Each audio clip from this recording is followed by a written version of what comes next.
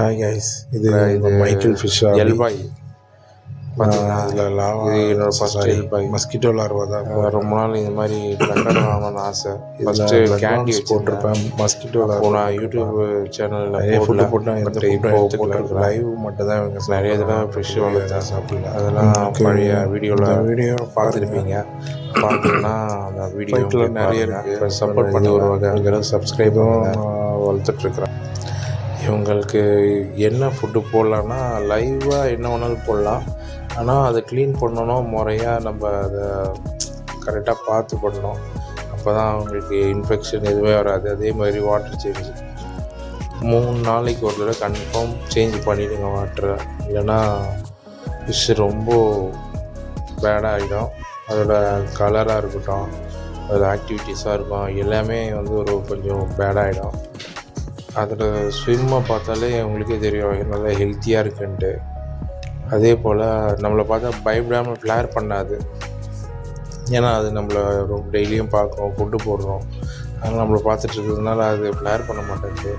அதுக்காக ஒரு ஃபீமேல் ஏதாவது எடுத்துன்னு வந்து அப்பப்போ ஃப்ளேர் பண்ண வைப்பேன்.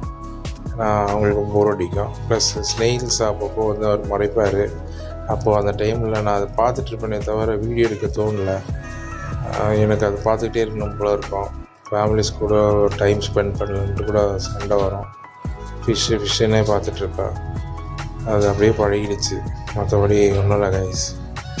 அப்புறம் நான் ஃபுட்டுன்னு பார்க்கும்போது அதுக்கப்புறம் உங்களோட பீட்டாக்கு என்னென்ன ஃபுட்டு கொடுப்பீங்கன்னு முடிஞ்சால் கமெண்ட் பாக்ஸில் கமெண்ட்ஸ் பண்ணுங்கள்.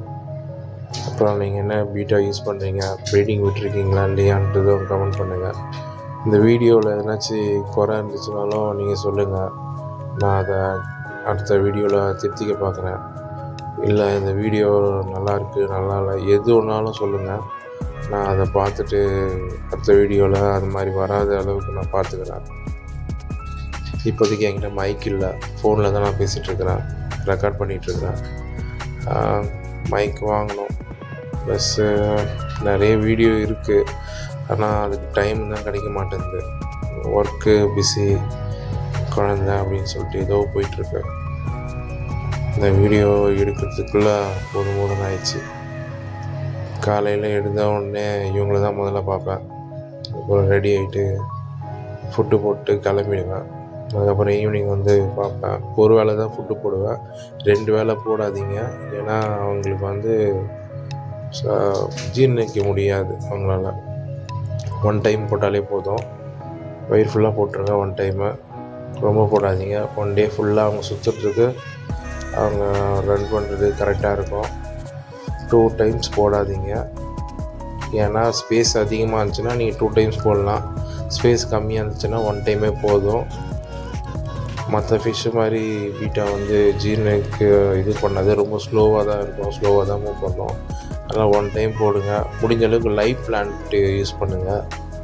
அப்புறம் வாட்டர் வந்து 3 டேஸ்க்கு ஒரு தடவை அடியில் இருக்கிற தண்ணியை மட்டும் க்ளீன் பண்ணிவிடுங்க. அப்போ தான் உங்களோட பீட்டா வந்து ரொம்ப நல்லாயிருக்கும். அவ்வளோதான் கைஸ், பாய். சப்ஸ்கிரைப் பண்ணுங்கள், லைக் பண்ணுங்கள், ஷேர் பண்ணுங்கள், கமெண்ட் பண்ணுங்கள்.